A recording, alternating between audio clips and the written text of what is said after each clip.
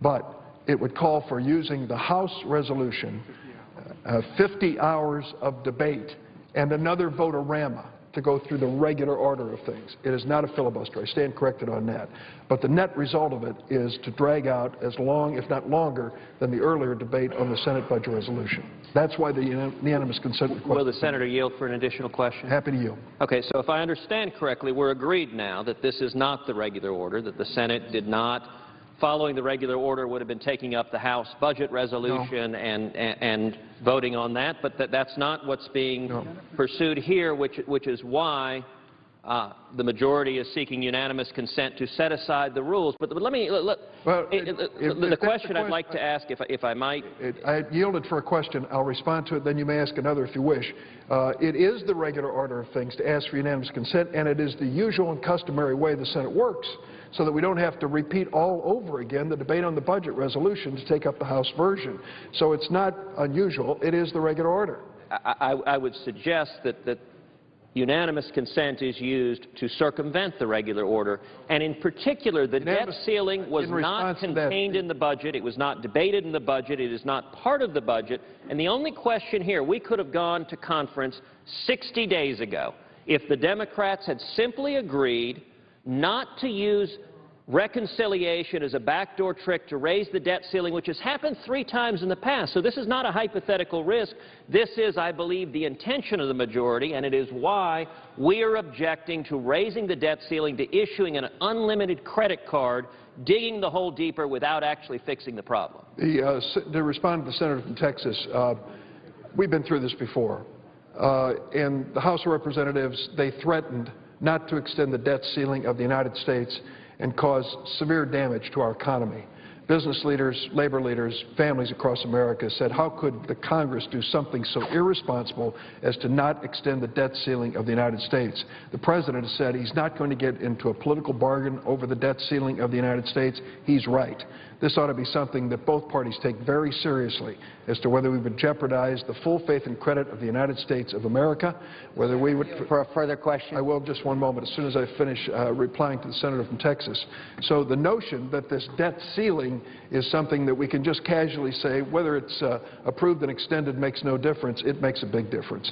And whether it's included in this, in terms of the budget resolution, remains to be seen. But we could have a motion to instruct the conferees relative to the debt ceiling. I think that's already been discussed.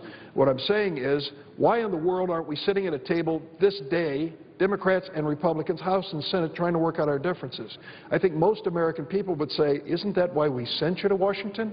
Yet we run into these objections to unanimous consent requests. I yield. I would ask my friend, isn't it a little bizarre, this whole exercise we're going through, when we're asking, some of us are asking to go to conference with a body that is dominated by the members of our party? We don't have, apparently, enough confidence that the majority of the conference appointed by the other side of the Capitol will be a majority of Republicans and not Democrats? Isn't that a little bit bizarre? And really what we're talking about here, I will be very honest with my colleague from Illinois, we're talking about a minority within a minority, because the majority of my colleagues in the United States Senate on this side of the aisle, with motions to instruct the conferees, want to move forward and appoint these conferees and do what every American family has to do in America, and that's to have a budget.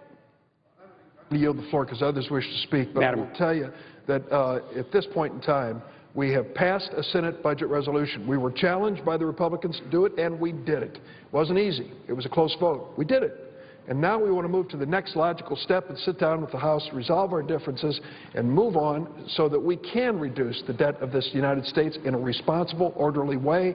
The objection on the other side of the aisle for 61 days should come to an end. I want to salute my friend from Arizona. So I'd ask my friend again. Basically what we're saying here on this side of the aisle is we don't trust our colleagues on the other side of the Capitol who are in the majority of Republicans. I guess that's what the lesson that can be learned here. But far more importantly than that, the American people, recently a poll I saw, 16% of the American people approve of Congress.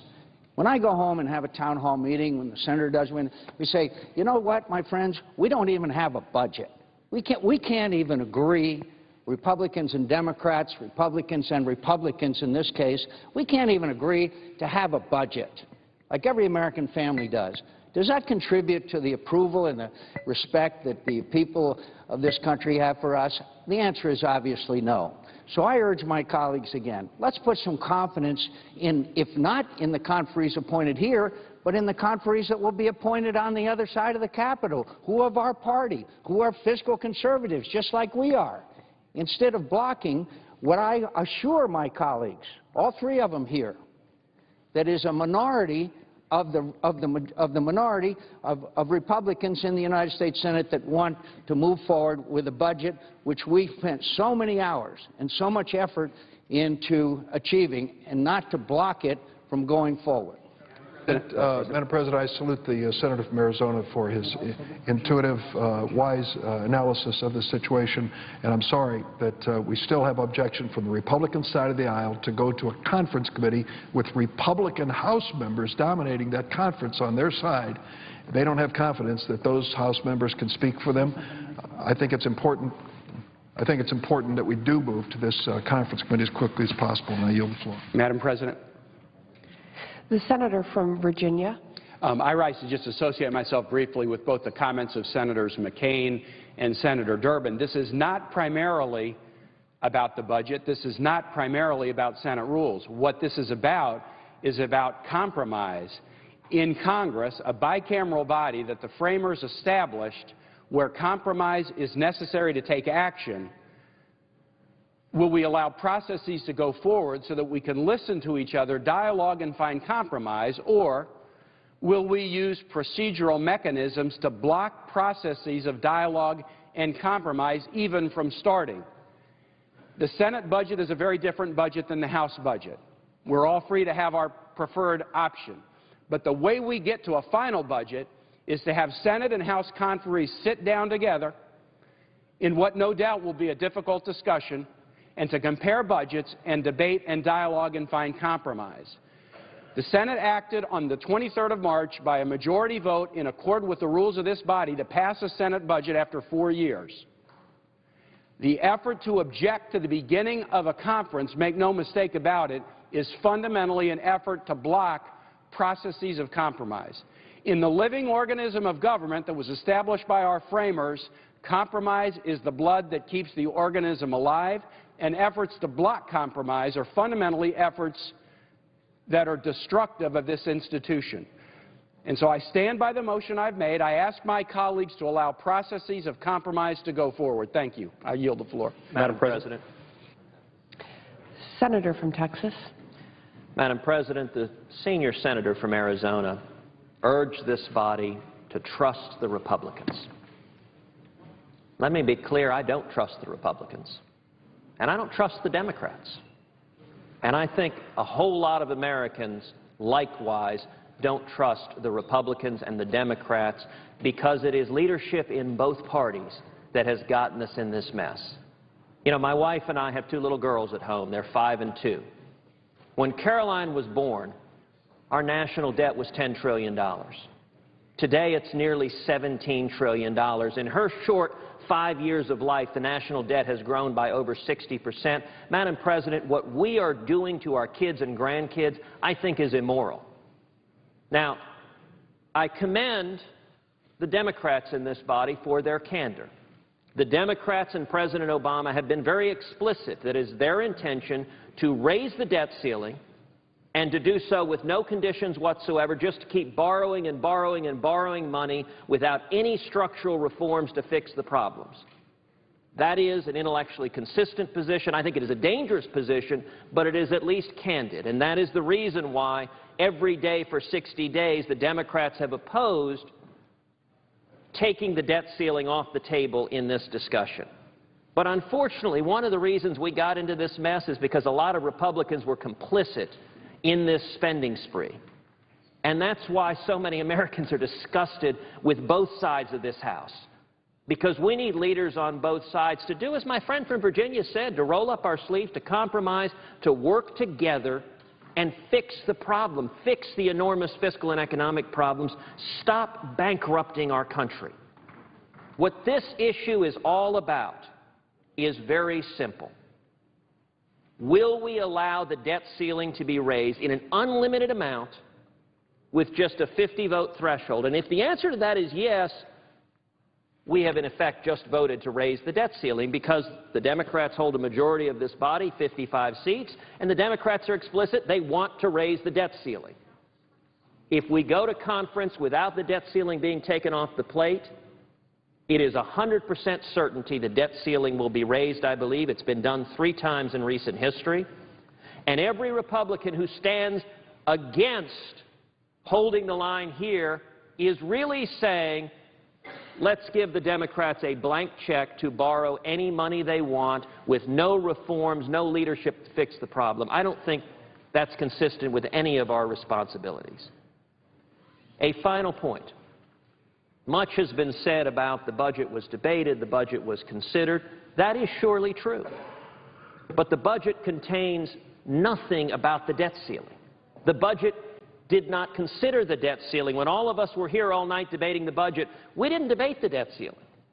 The question here is whether the majority of this Senate will be allowed to bootstrap the debt ceiling, a totally different issue, onto the budget. And the reason for doing it is to use a political trick. It would allow the majority to pass a debt ceiling increase on just 50 votes, and I think it would be profoundly irresponsible for this body to raise the debt ceiling without fixing the problem, without getting the economy going, without getting jobs back, without stopping the path we're on of bankrupting this country.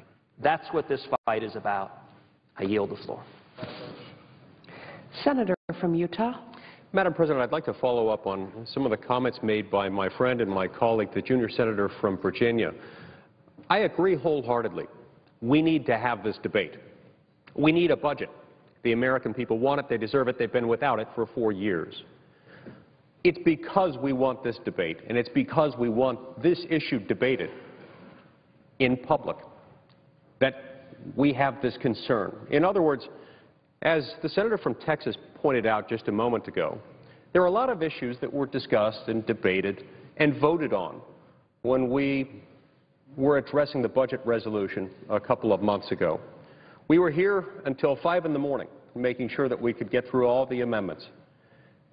At no point during that very lengthy discussion in connection with the budget resolution did we discuss or address or vote on or in any way make a decision regarding the debt ceiling. That is a separate debate, one that did not come up in connection with the budget resolution. It's a debate that needs to happen. Just as the discussion of the budget resolution needs to move forward, we do need to have a public debate and ultimately a vote with regard to the debt ceiling. The American people expect us to have this debate. They expect us to have it under the light of day and not under cover of darkness, behind closed doors, resulting in one of those infamous backroom deals that has given Washington its often much-deserved bad name. So the debt ceiling was not in the bill. It was not in the budget resolution. We haven't debated it, and all we're asking for is that the other side agree that they will not use budget reconciliation as a mechanism for working a backroom deal to raise the debt limit. The American people expect us to debate this, not in secret, but in public. That's what we're trying to do, Madam President. I yield the floor. Madam President. Senator from Florida. And since I raised the objection today, I wanted to at least close my comments by accurately describing to the people watching, whether at home or in the gallery or elsewhere, what's happening here, because maybe some folks are wondering what this is all about. And it's pretty straightforward. In fact, for over 1,000 days, the Senate did not pass a budget under the leadership of the current majority. And we did complain about that because that was problematic. And they ultimately this year finally passed a budget, one which quite frankly doesn't deal with our debt and doesn't help grow our economy, but they passed a budget. And so the House has passed its budget, the Senate has passed its budget, and the way it works is that both of these sides now are supposed to sit down and negotiate. So what's happening here is that a motion is being made to start those negotiations, which nobody here is objecting to these negotiations. That can begin today. This process that they want can happen right this very moment. The only thing we're asking is that it be clear that as part of that negotiation, an increase of the debt limit not be part of it. And here's why it's so important that not be part of it. Because we haven't discussed it. As the senator from Texas pointed out, when we debated the budget, we didn't debate the debt limit. Let me tell you what the debt limit is. It's the credit line of the United States. It's how much money the government is allowed to borrow. This is not a trivial matter. I heard people stand here today, my fellow senators, and say, well, you'd raise any objection to any issue you want, we can stop the whole process. This is not a trivial objection. I'm not asking that the key lime pie be made the official pie of the United States.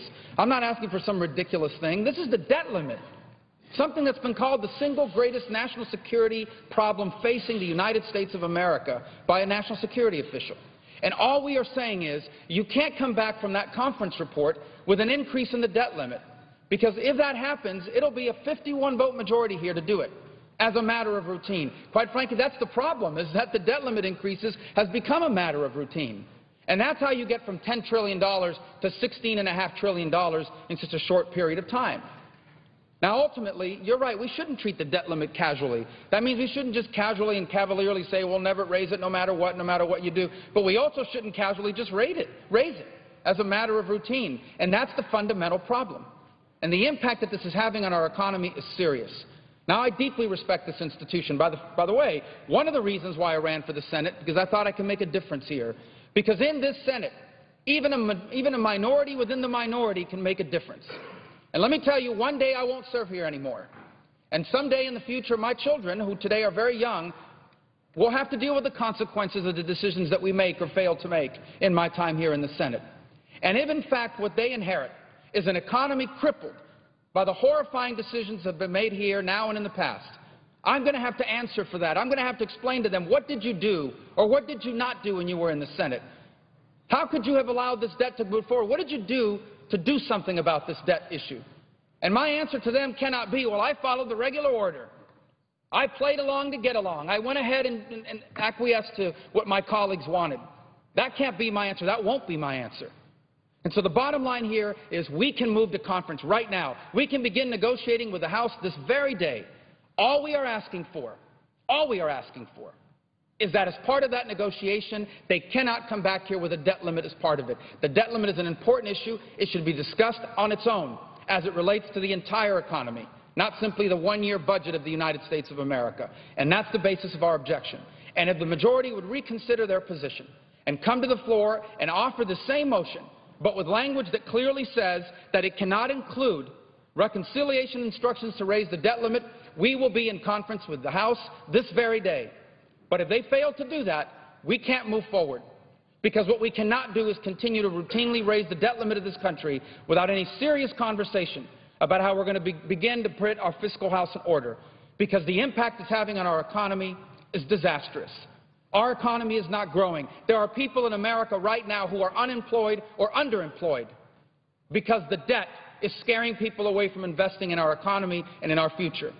And if we do nothing about that, then, my colleagues, we will be the first generation of Americans to leave the next generation worse off.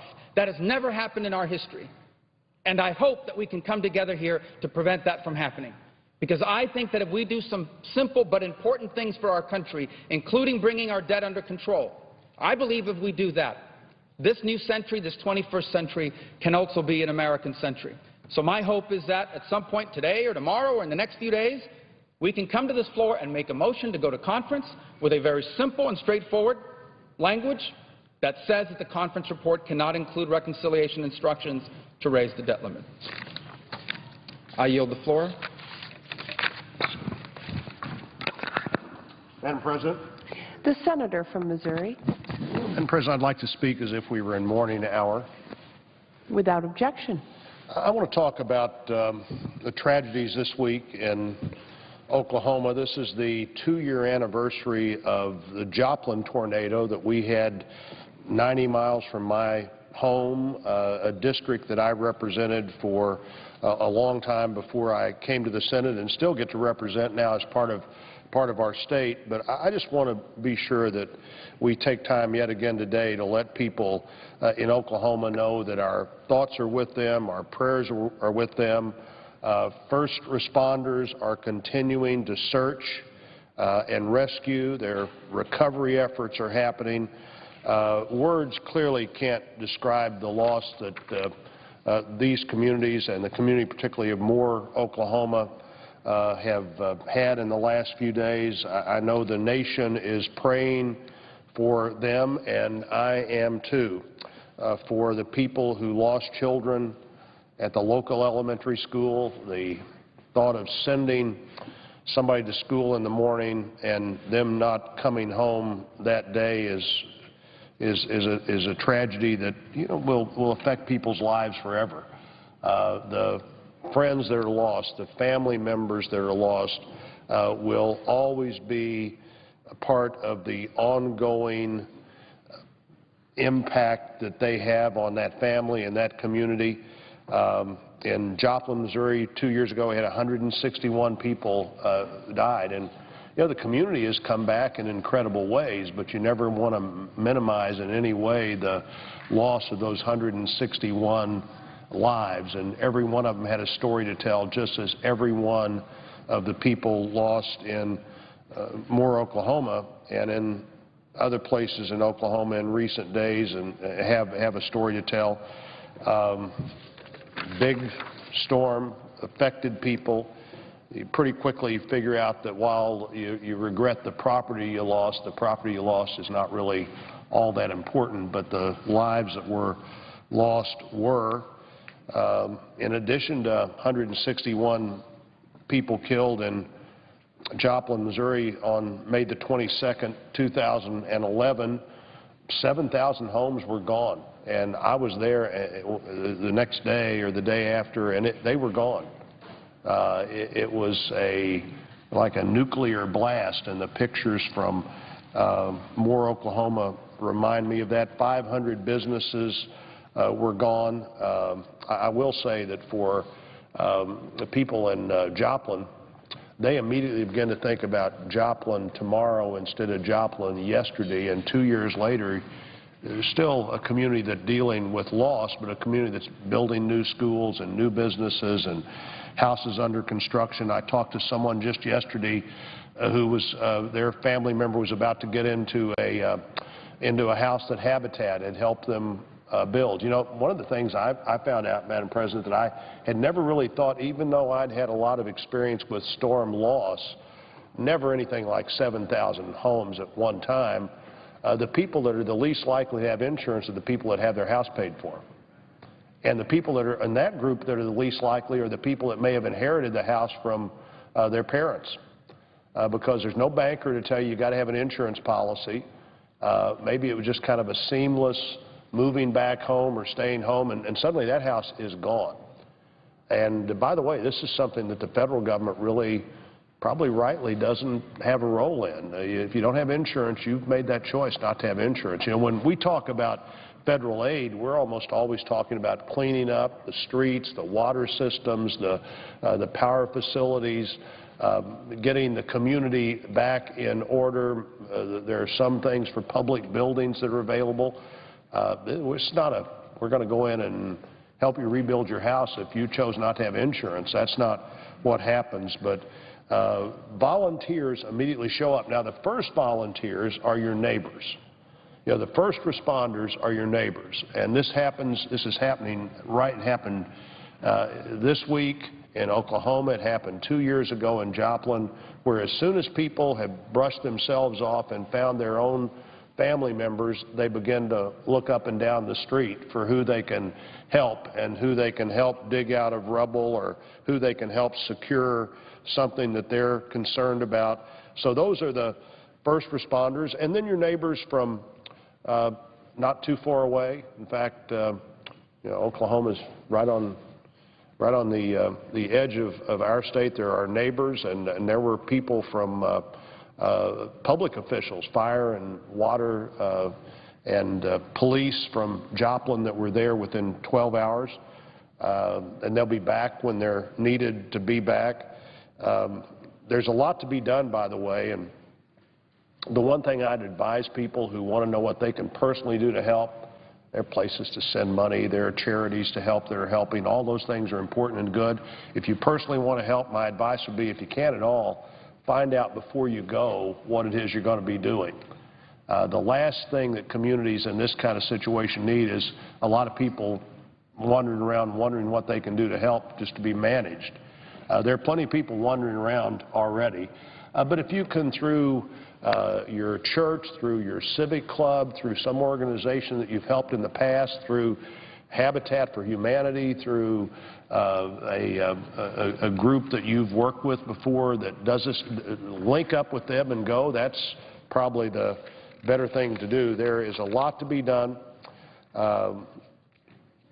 First responders, as I said, are your neighbors, and by the way, those are also the last responders.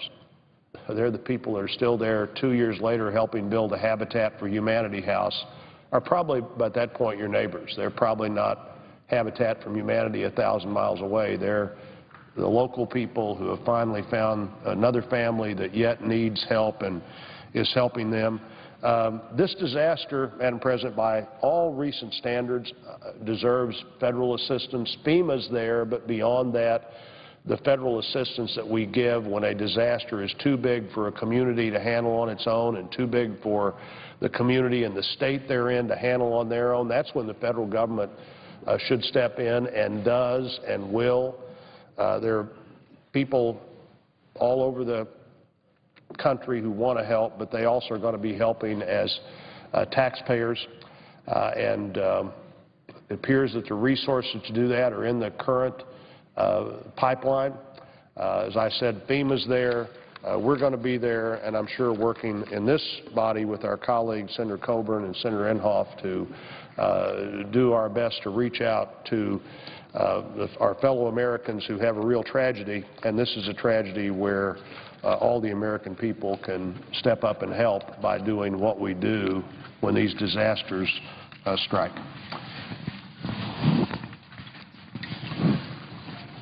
Madam President. The senator from Minnesota. Madam President, I'd like to associate myself with the wise words from my colleague from Missouri, whose state has experienced a tragedy last year, so much like the one in the Oklahoma, and in our hearts in Minnesota, and our thoughts are with the people of Oklahoma. I'd also like to thank Senator Blunt for co-sponsoring an amendment in the Farm Bill, which will make it easier for seniors and those with disabilities to receive food, groceries in their homes that's delivered by volunteers, and they can pay for it with their SNAP dollars. I'm grateful for the whole Senate for adopting that into the package, the Farm Bill package, by unanimous consent. Very grateful for that. And, Madam President, I'm very pleased that the Senate has taken up the Farm Bill. I hope that we can pass this in the Senate and the House so that our nation's farmers have the certainty that they need to provide food for the rest of us. There are so many important pieces to this bill, Madam President, and it will be great for Minnesota and for Wisconsin. It contains, for example, provisions to support beginning and young farmers to help them start farming operations. I think the average age of a farmer now in Minnesota is about 58. We need young and beginning farmers. It contains important conservation measures so farmers can better protect their land, and it contains a comprehensive energy title that I helped to write in order to make our agriculture sector and our nation more energy independent. But above all, Madam President, the Farm Bill provides a safety net for farmers. That safety net is the centerpiece of this bill. The reason it's there is that agriculture is inherently risky. Just last year, we witnessed an historic drought that devastated the nation's corn and soybean crops and forced ranchers to cull their livestock. Agriculture is prone to weather disruptions, to drought, to floods, to hail, to pests and disease, and to global market forces that can drastically disrupt prices. That's why the Farm Bill's safety net is so central, so important.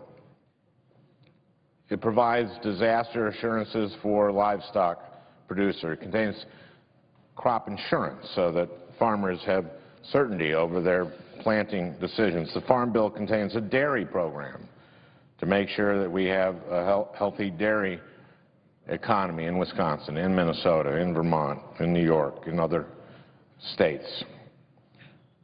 And that's why we have a sugar program, to help protect our sugar growers. The program is important to Minnesota's sugar growers and to growers across the nation. In addition to protecting farmers, these programs enhance the domestic supply of food that is so important to our nation. Unfortunately, Madam President, some of my colleagues don't support a strong farm safety net, and they've decided to go after the sugar program in the Farm Bill this year. Let's be clear about one thing.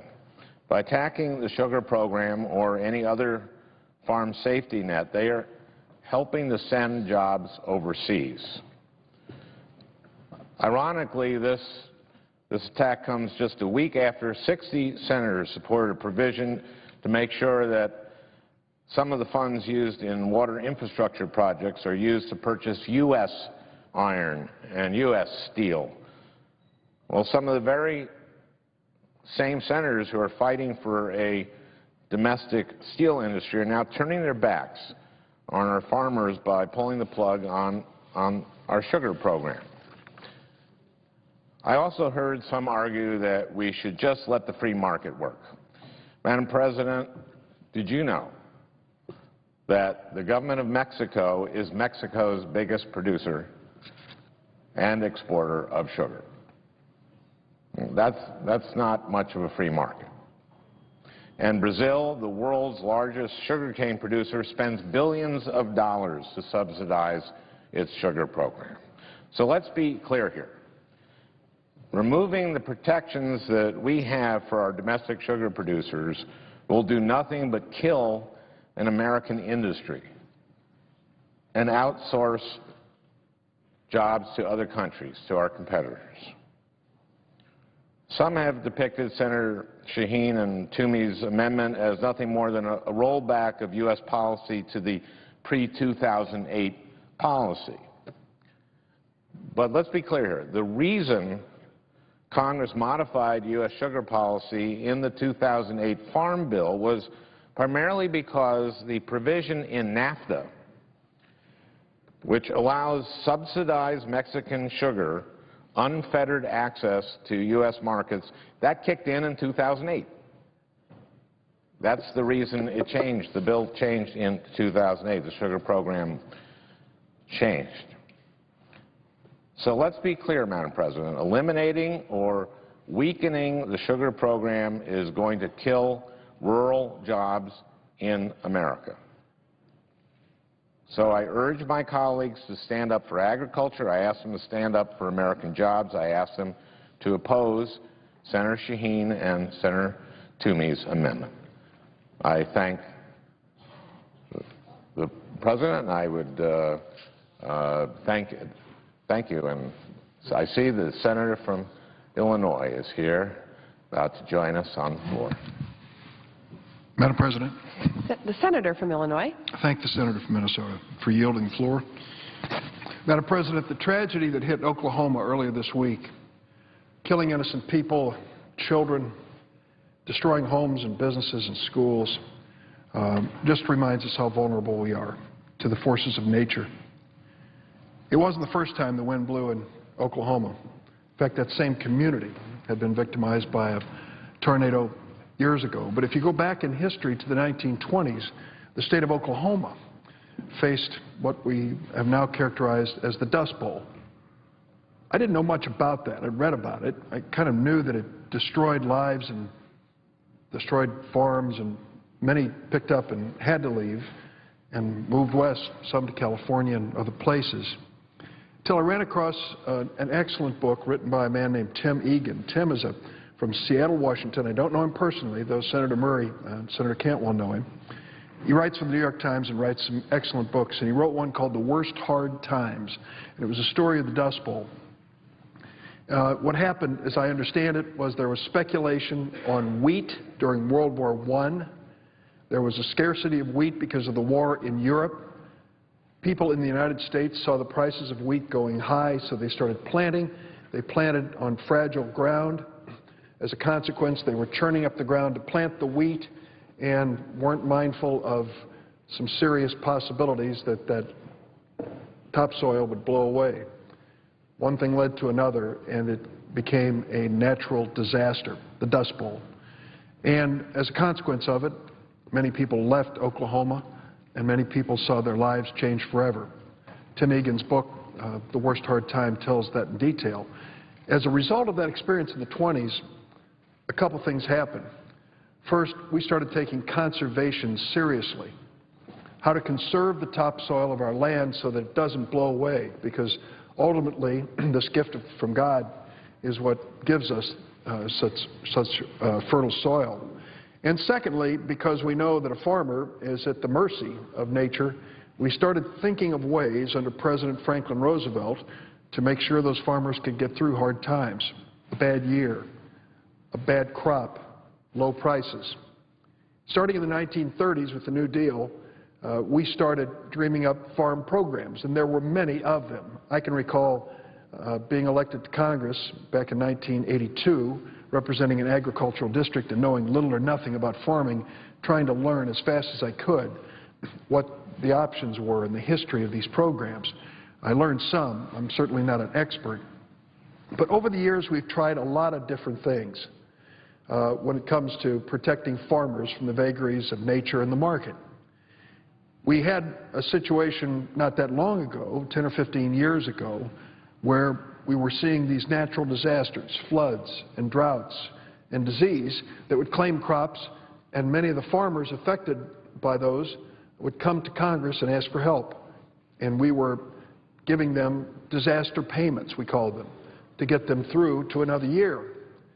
Well, the decision was made about 10 years ago that it would be better for us to deal with that unpredictability of nature and move away from disaster payments to a program which is known as the crop insurance program, and it speaks for itself. It's a program where a farmer can buy insurance, and with that insurance protect that farm with a bad productive season or low prices in the market. And so more and more farmers were looking for that protection, but they weren't that happy with crop insurance. It was too expensive. And so what we did was make a calculation that if we subsidized the crop insurance premiums, the federal taxpayers, kept them low, more farmers would buy it, and we would pay less in natural disaster payments, as the insurance program would take care of that exposure. That is basically what we decided 10 years ago, and since then there's been a decrease in the cost of premiums and an increase in farmer participation in crop insurance. That is a good thing. I might also say that during that same period of time, we had some income protection for farmers in what was known as direct support payments. Unfortunately, those payments were guaranteed even in good times, and they became indefensible. We had some farmers with record profits on their farms still getting a federal direct support payment check. Pending on the floor is the Farm Bill. Senator Stabenow of Michigan has done a remarkable job, again, for the second time, in writing a Farm Bill. She wrote one 2 years ago. We sent it to the House of Representatives after we passed it with a strong bipartisan vote, and they basically ignored it. They didn't want to call it to be considered on the floor of the House, and they couldn't come up with their own Farm Bill. Well, we're hoping for a better outcome this time, and Senator Stabenow once again sat down with the Agriculture Committee here in the Senate and produced this Farm Bill that is before us. I come today to describe an amendment which Senator Tom Coburn of Oklahoma and I are offering.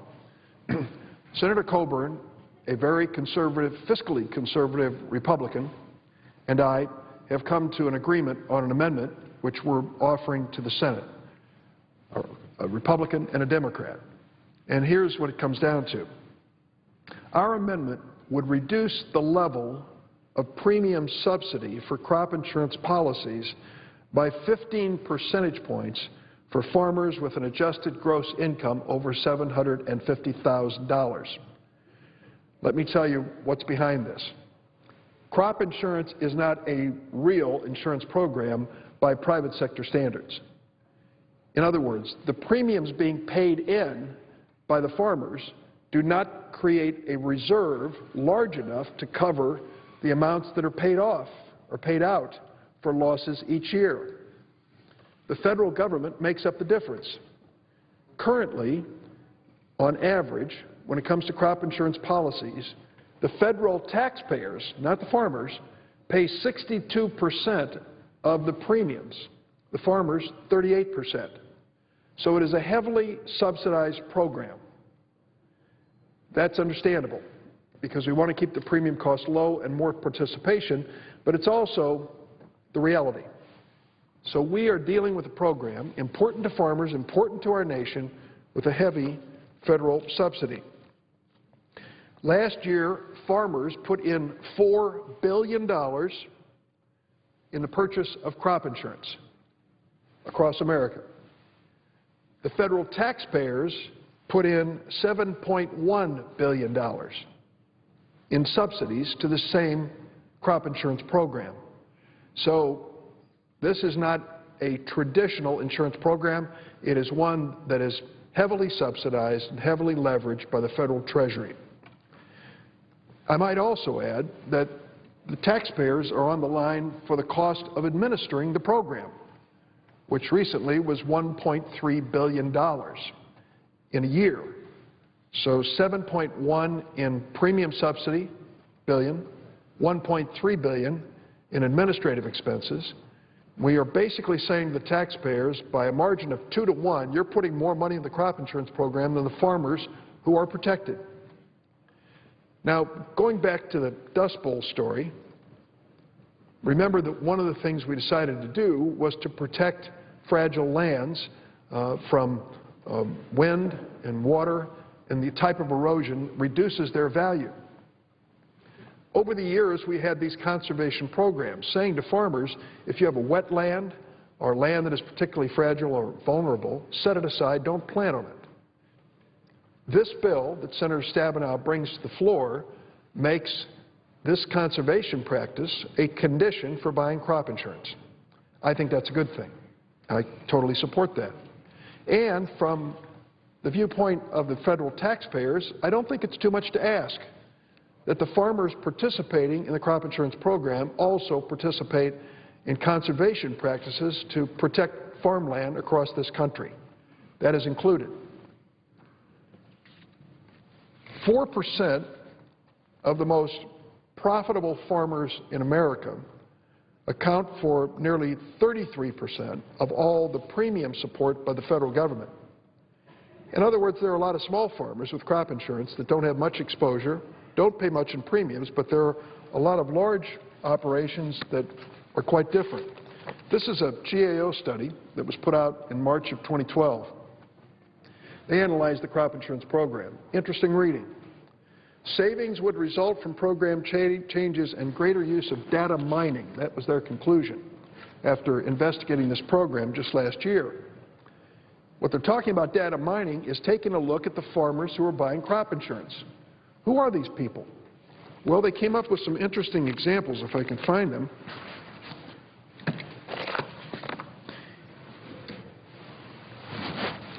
In the year 2010, according to the GAO, the average value of the premium subsidy received by participating farmers was $5,339.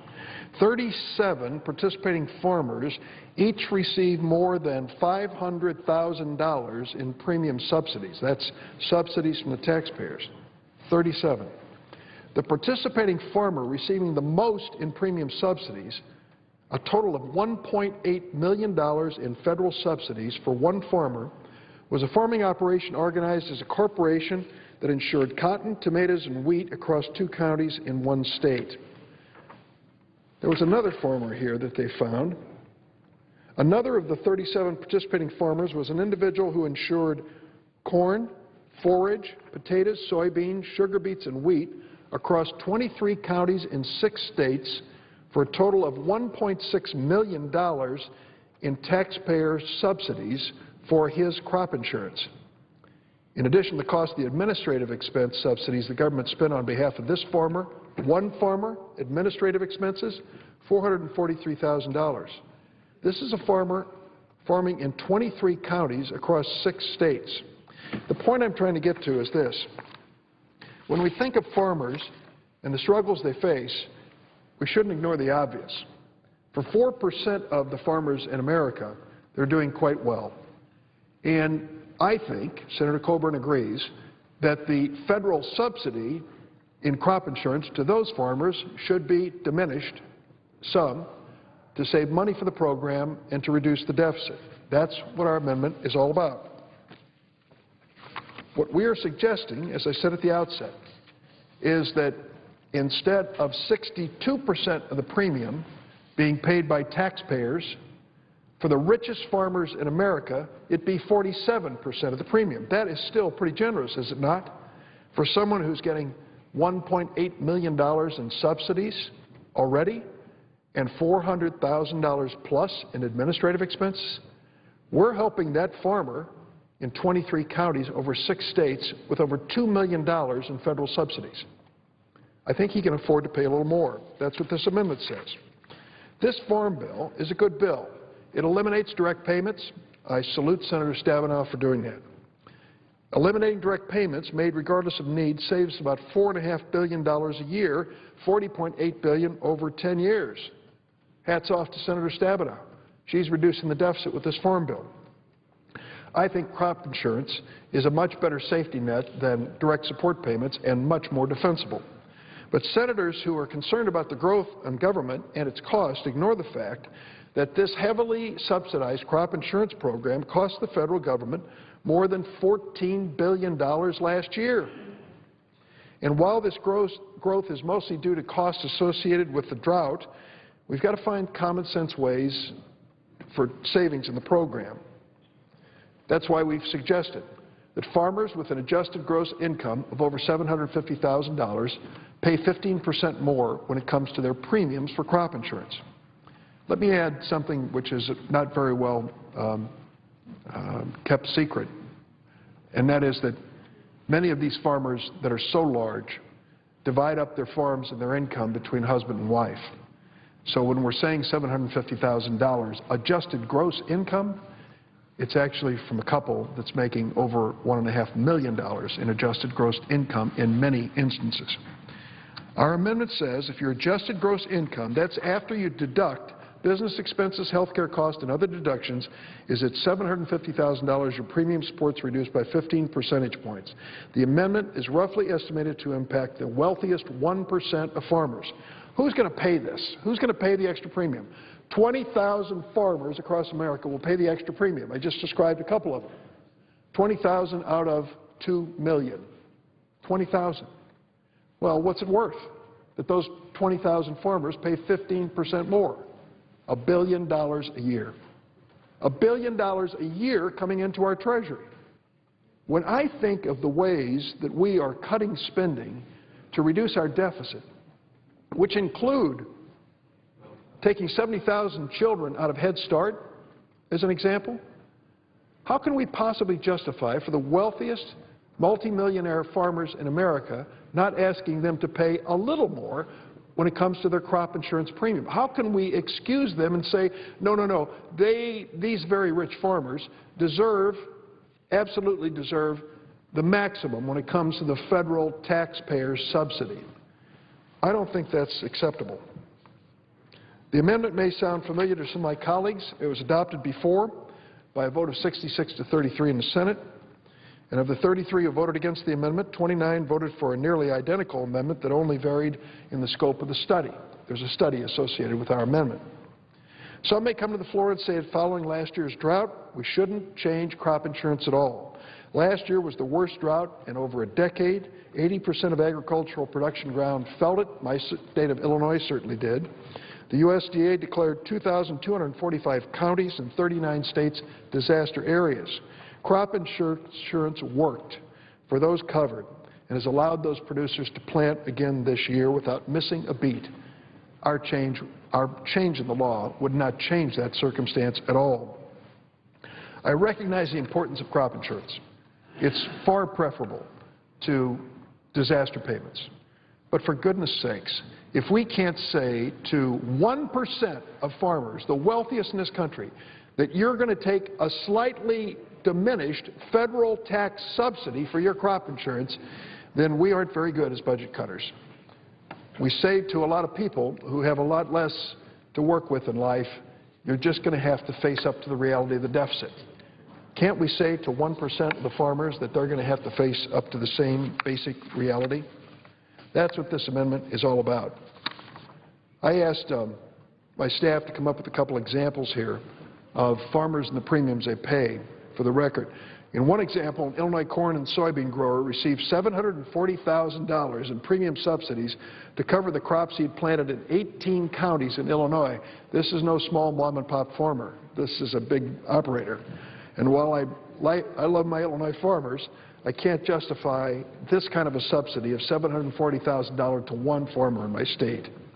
His exact additional costs are impossible to calculate without knowing all his circumstances. Even if he's caught by this amendment and purchased the same policy, instead of a $740,000 taxpayer subsidy, he would have a $639,000 federal taxpayer subsidy, while he farms in 18 different counties planting corn and soybeans. Another example, a South Dakota corn and soybean farmer received $1.4 million in premium and subsidies to cover crops in 8 different counties, $1.4 million federal taxpayer subsidy for his crop insurance. He would end up, this producer would only receive $1.19 million in premium support. Would he stop participating in the program? Of course not. If he's that large a producer, he needs this program, and the subsidy is still very, very generous. So, Madam President, this is an issue which I know is a little complex. But when I listen to the speeches on the floor about the deficit, we heard plenty of them today, you'll hear plenty of them tomorrow, I have to ask myself, will senators on both sides of the aisle stand with Senator Coburn and myself and say that the wealthiest 1% of farmers in America should have their federal subsidy for crop insurance reduced by 15%? Not unreasonable. They'll still make a lot of money, and the taxpayers will see $1 billion more coming into the Treasury. I yield the floor.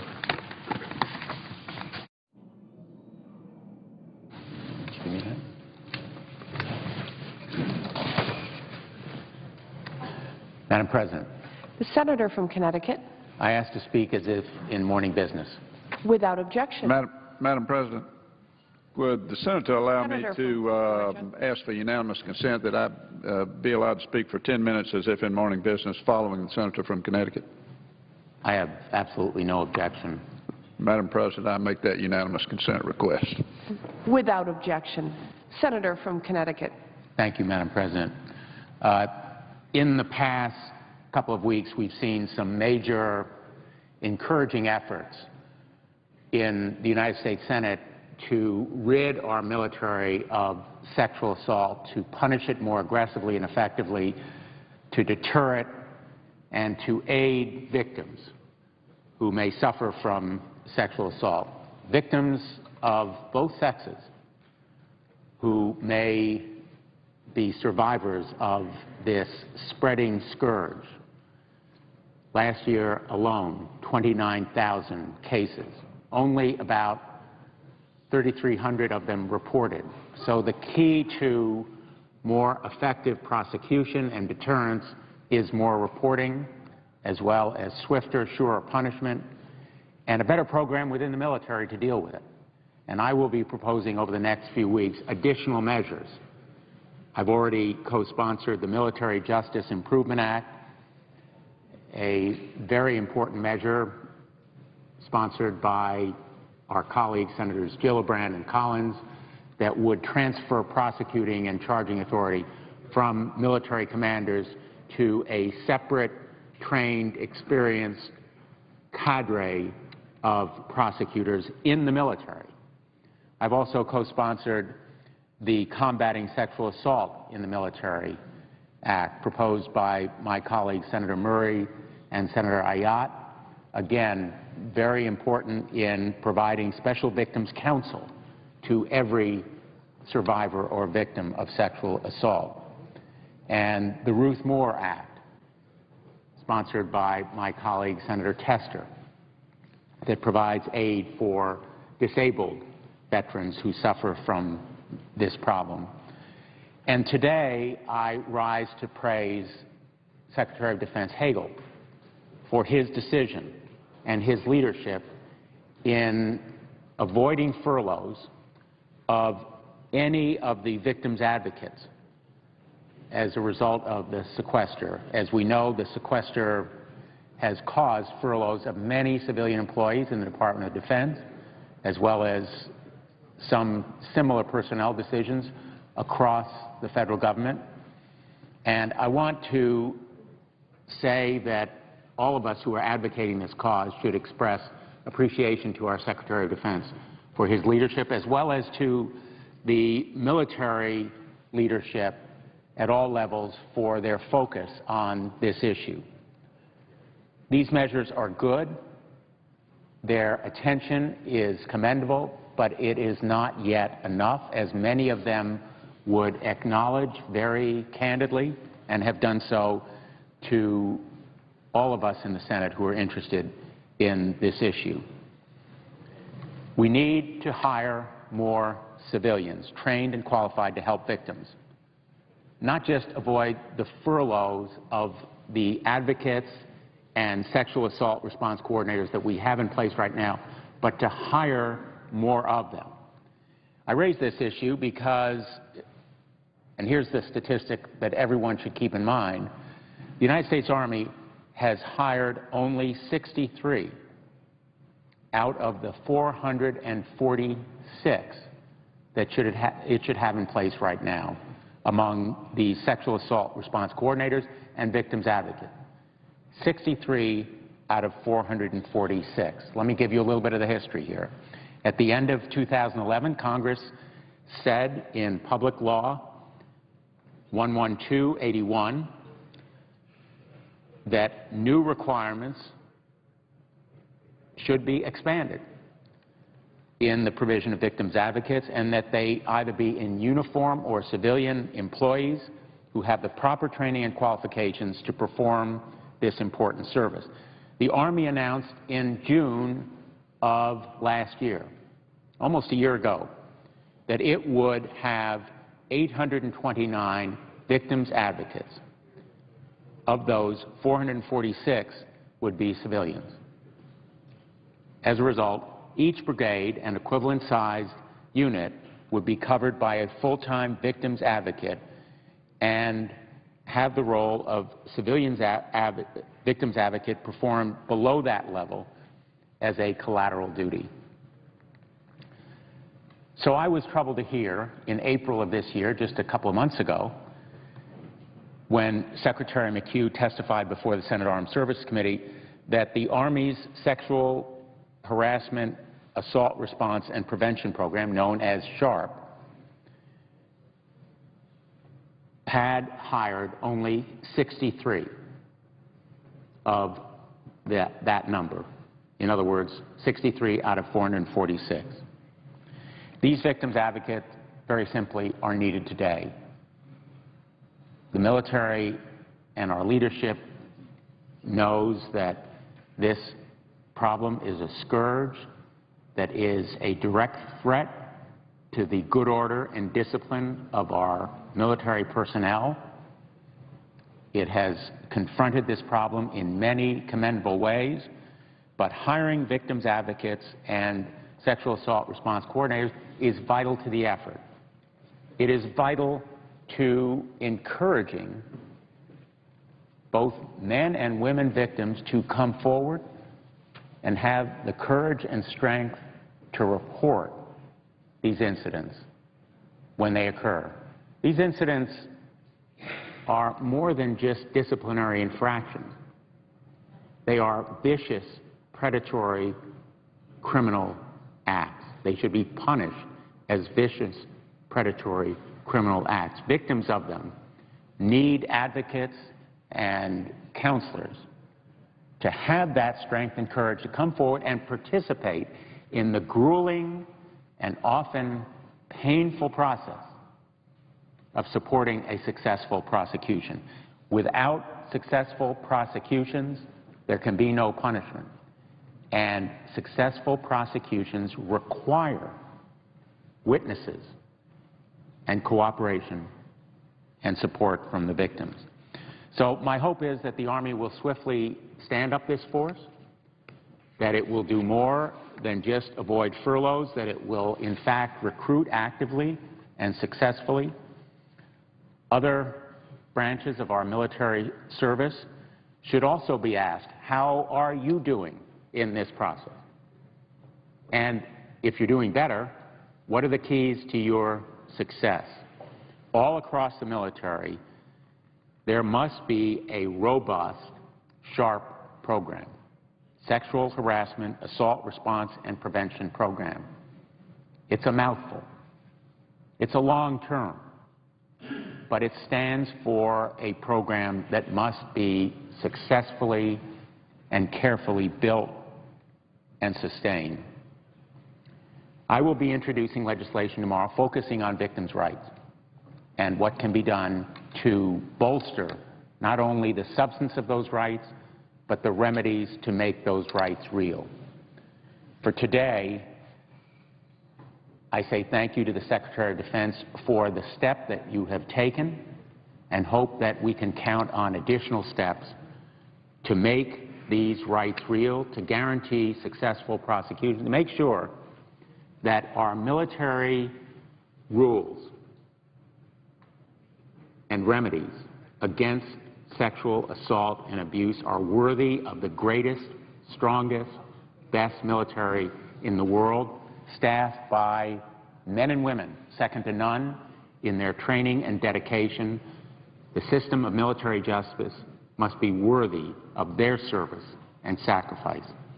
Thank you, Madam President, and I yield the floor.